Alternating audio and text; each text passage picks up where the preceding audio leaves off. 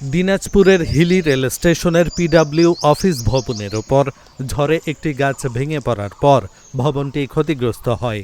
Rail কর্তৃপক্ষ ভবনটি সংস্কার না করে অফিসটি জয়পুরহাটে সরিয়ে নেয়, যা স্থানীয়দের মধ্যে তীব্র ক্ষোভ সৃষ্টি করেছে। হিলি রেল স্টেশন ব্রিটিশ আমলের একটি ঐতিহ্যবাহী কেন্দ্র। একসময় এখান থেকে বিরামপুর সান্তাহার পর্যন্ত রেলপথের ইঞ্জিনিয়ারিং কার্যক্রম পরিচালিত হতো, যেখানে লাইনের রক্ষণাবেক্ষণ, ট্রেন নিরাপত্তা, সিগন্যালিং এবং স্টেশন পরিচালনার কাজ অন্তর্ভুক্ত ছিল। ঝড়ে পিডব্লিউ অফিস ভবনটি ক্ষতিগ্রস্ত হওয়ার পর রেল কর্তৃপক্ষ অফিসটি জয়পুরহাটে সরিয়ে নেয়।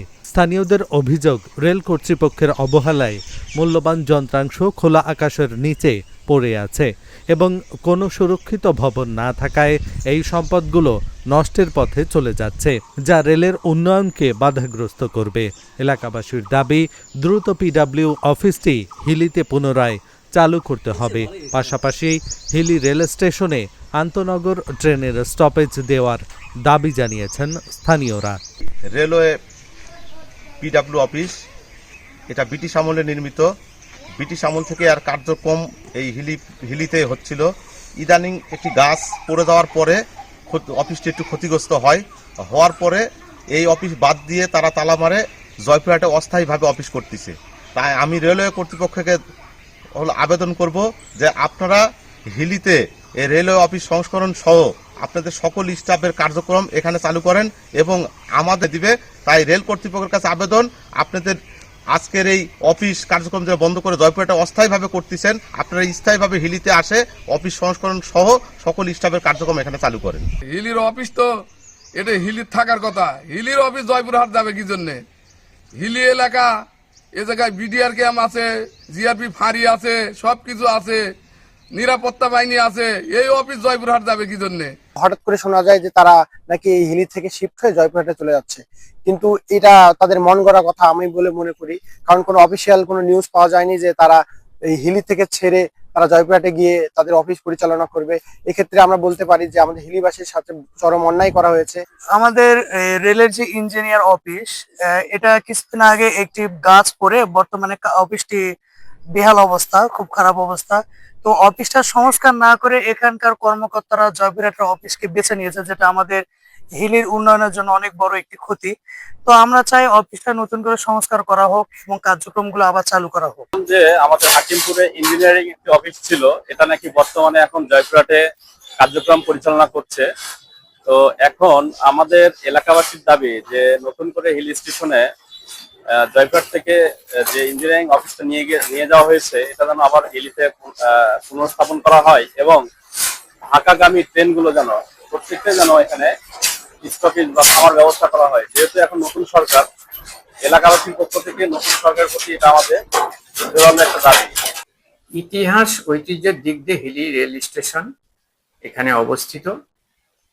আমরা দীর্ঘ সময় হিলি রেল স্টেশনে ট্রেনের যাত্রা বিরতির জন্য আন্দোলন করে আসছি।